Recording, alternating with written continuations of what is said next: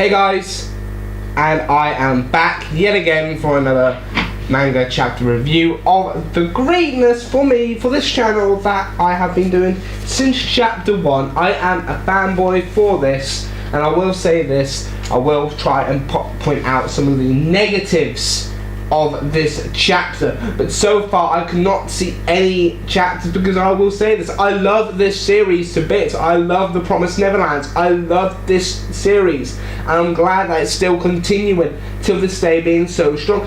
And yes, I know I broke my promise last week about the extra chapter review. I know, because my playlist has nearly had the same amount of videos, and videos corresponding with all the chapters. Chapter 1's review was a live reaction, and chapter 2 onwards was video reviews for this. But that really doesn't mean that I have changed the ways. It's where everything is coming to this end. But Kuron is now finally out of the picture. She wasn't in the series very long, but her death was more of in vain, and it literally does indicate a lot of things. The chapter first opens off with a colour page. Sorry about that, just need to move the mic in a way where it's not near the fan or anything, so that it picks up that. So I moved it a little bit out of the way.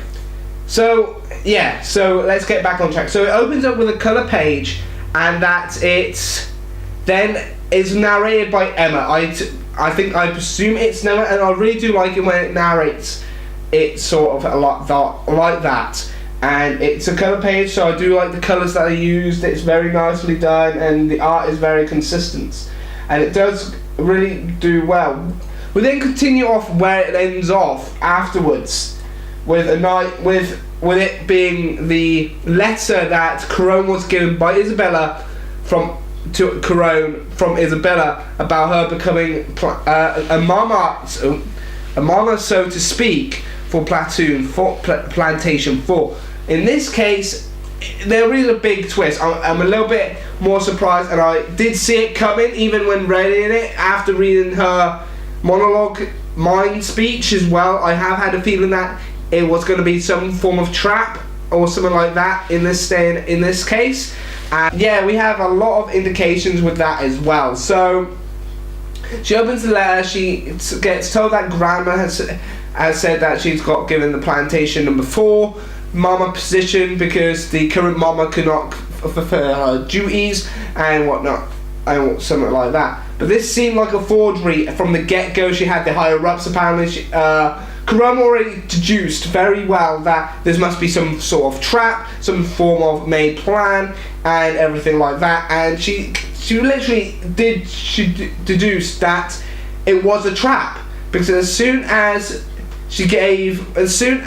Kuron gave the letter to Grandma of some hard evidence that she has about the escapees, the Grandma decided to just shove it off and saying that Isabella knows what she's doing. She is the highest of our meals and everything like that. And it literally does seem, she's saying, Grandma has stated that she needs Isabella because of how special Isabella is.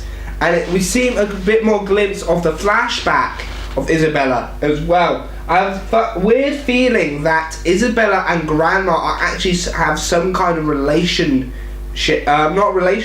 related in a way. It could just be the fact that Isabella was similar to Emma and figured out everything that was going on and was planning to escape herself, but then her way didn't go through, and she just continued.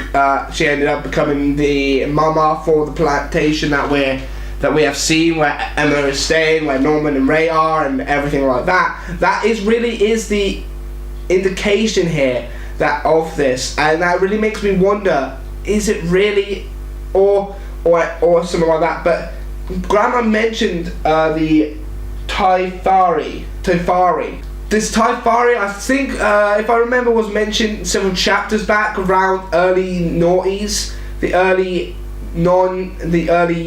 non-tens, during those, I think. I can't remember, I need to go back and everything, but this Tifari seems like it was mentioned earlier on, before this actual arc, during the introduction arc, the build up to the escape arc, but the pre-introduction arc of this, and it literally does seem that it feels this kind of altitude of things, but this Tofari seems like a festival for the demons. I'm still thinking they're actually aliens. They're not actually demons, but they are being called demons in this series because that's how these kids think they are. But I'm going to be calling them demons how they have been calling them as demons. But I still think they are aliens, but being called demons because of how this has been all arranged and how all the humans have gone to not existence.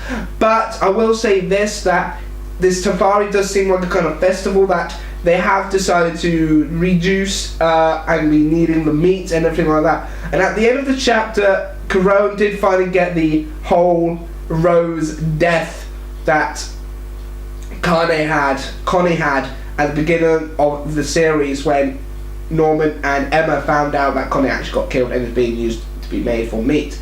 At the end of the chapter as well, we also get to see that they're going to be moving the escape plan a little bit ahead of time, and it's planned to do it tomorrow. And still saying that they're planning to escape in 10 days, but they're going to be making some form of reduced plan, and they want to make sure that the trackers are out of their system as soon as possible as well. So they're going to try and get the plan going as well. So next week's chapter is going to be kind of interesting to see where it goes and everything. But I did see that that's the only.